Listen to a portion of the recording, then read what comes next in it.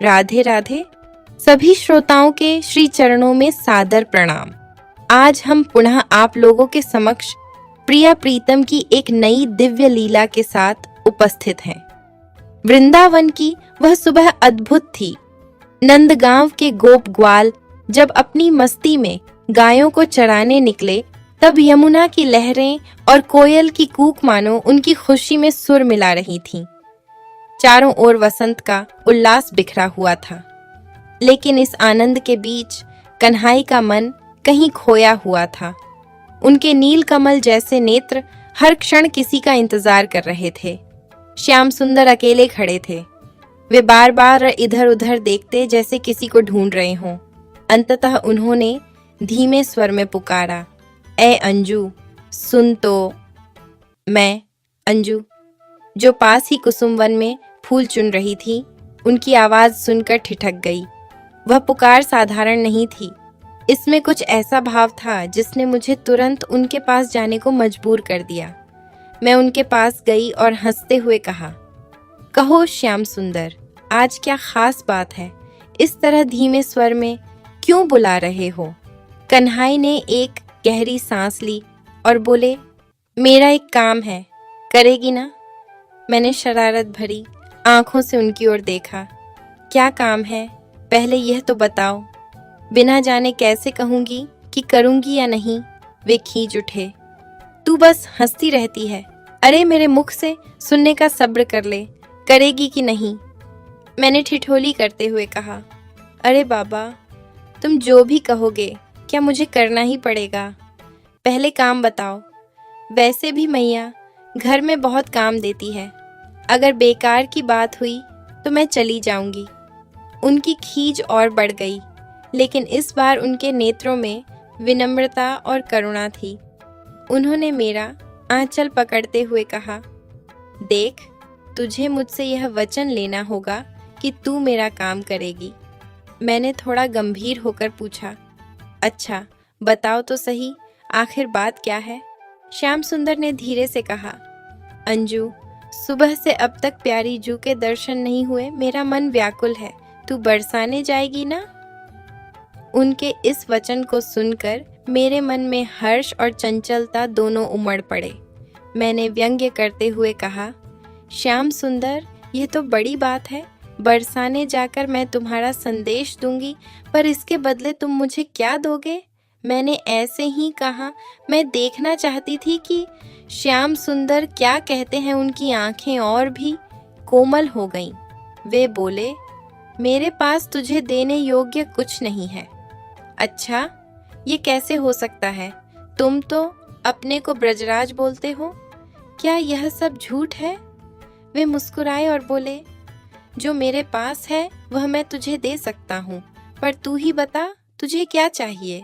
मैंने हंसते हुए कहा, तुम्हारे पास क्या है? लकुटी, मुरली और ये पीतांबर, इनका मैं क्या करूंगी?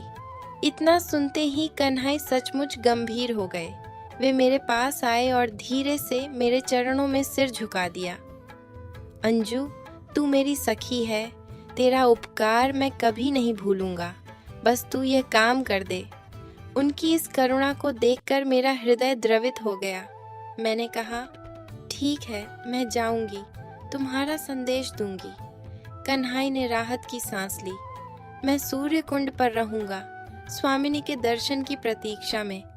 घर पहुंचकर मैंने पवित्र की बछिया को खोला और उसके कान में धीरे से कहा, बरसाने की ओर चलो। मैया ने दूर से पुकारा, अरे अंजू, ये बछिया कैसे छूट गई? मैंने कहा, मैया, इसे दूसरी जगह बांधने ले जा रही थी, तभी ये भाग गई। मैं इसे पकड़ कर लाती हूँ। ये कहकर मैं बछिया के पीछे पीछे बरसाने की ओर दौड़ पड़ी। बरसाने के घाट पर पहुँचते ही मैंने देखा विशाखा जीजी घड़े धो रही थी। मैंने पास जाकर पूछा, स्वामिनी जी कहाँ हैं? विशाखा जीजी ने कहा, वे अभी आई हैं, उद्यान में पुष्प चुन रही हैं। मैंने घाट पर प्रतीक्षा की। थोड़ी ही देर में श्री राधा अपनी सखियों के साथ वहां पधारी। उनके मुखमंडल पर अद्भुत तेज था। जैसे ही उनकी दृष्टि मुझ पर पड़ी, वे मुस्कुराईं। मैं उनके समीप जाकर चरणों में सिर झुका दिया। श्री जी ने मुझे अपने हाथों से उठाया और स्नेह से अपने हृदय से लगा लिया। उनके उस प्रेमपूर्ण स्पर्श से मेरा रोम रोम पुलकित हो उठा। श्री जी ने पूछा, अंजू, तू इतनी व्याकुल क्यों है? क्या कोई परेशानी है? मैंने धीरे धीरे कहा, स्वामिनी जी, श्याम सुंदर आपके दर्शन की प्रतीक्षा कर रहे हैं। वे सूर्य कुंड पर बैठे हैं और आपके चरण कमलों की एक झलक पाने के लिए व्याकुल हैं। यह सुनकर प्यारी जू के नेत्रों में करुणा भर आई। उन्होंने अपनी सखियों की ओर देखा और कहा, चलो, प्यारे की यह व्याकुलता हमें खींच रही है, उन्हें प्रतीक्षा में रखना उचित नहीं।